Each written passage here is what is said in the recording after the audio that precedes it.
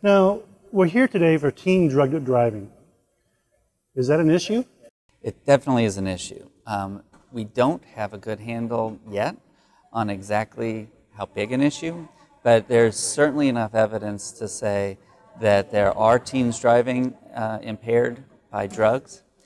Some studies are showing that, in fact, they may be more likely to be using marijuana and driving than alcohol and driving, and that might be a sign of our success with alcohol has caused them to think that they're doing the right thing by avoiding alcohol, but we haven't made that same message known that drug driving can be risky as well.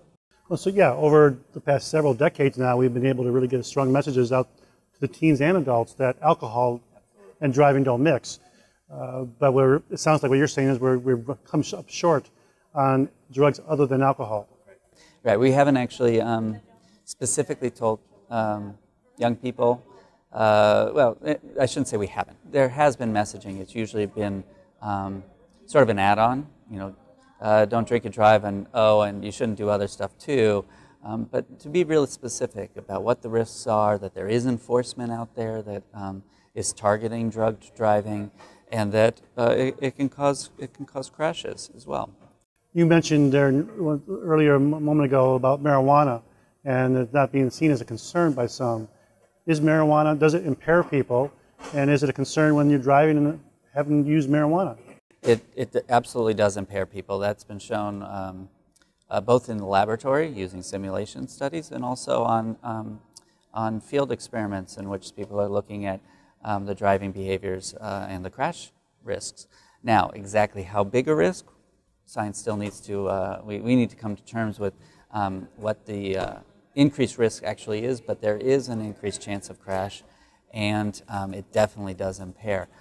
Now, about whether or not young people believe that or know that, it has also been shown recently that about as many marijuana-using drivers believe that it helps their driving as believe it hurts their driving.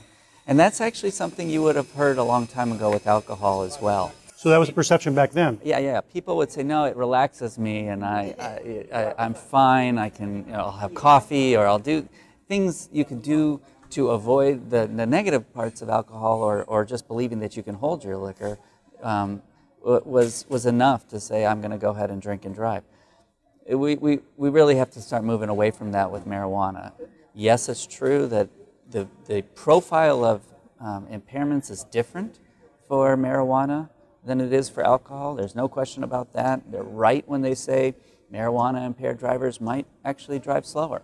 That's true. That doesn't mean they're not impaired. It doesn't mean they won't run a stop sign, but they are driving slower. Yes, not that they're safer, just maybe slower. Well, absolutely. I'd rather them be slower than speeding, right? Well, that's, yes. I mean, but safer than the non-using driver? No.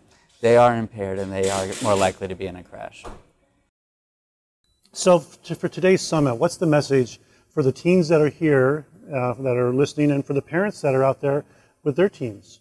Well, the summit isn't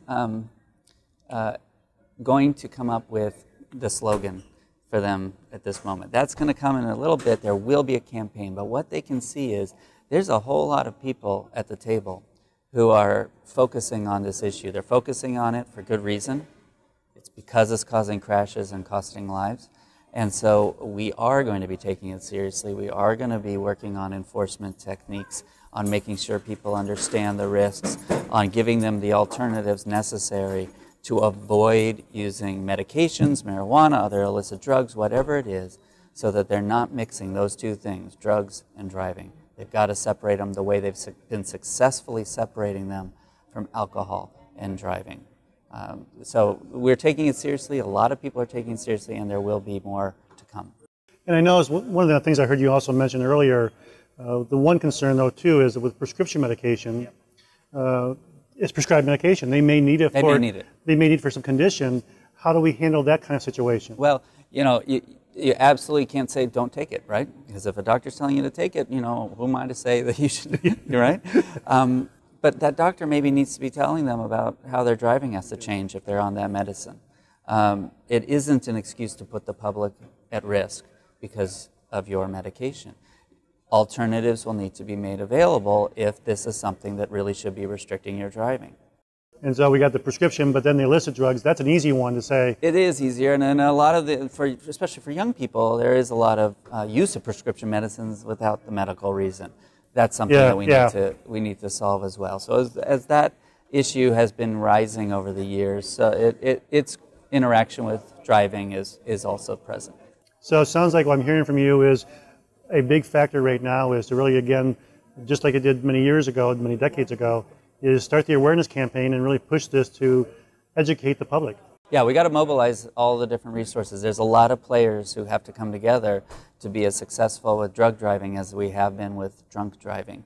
We need the enforcement, we need the policies, we need the driver's license restrictions, we need, for alcohol, there's server training, right? So within a bar, they're not supposed to be serving to intoxication. Well, we may need to be getting the doctors involved and doctor training on making sure that when they are prescribing a medicine that's impairing, they're properly informing their patients about its effects. We heard from the FDA about the labeling process, which is critically important. But at the same time, we also heard them say, you're not required to read it as a patient. But the doctor really could be doing something to make sure you understand it. So getting all the players working together on this is what's going to actually move the needle.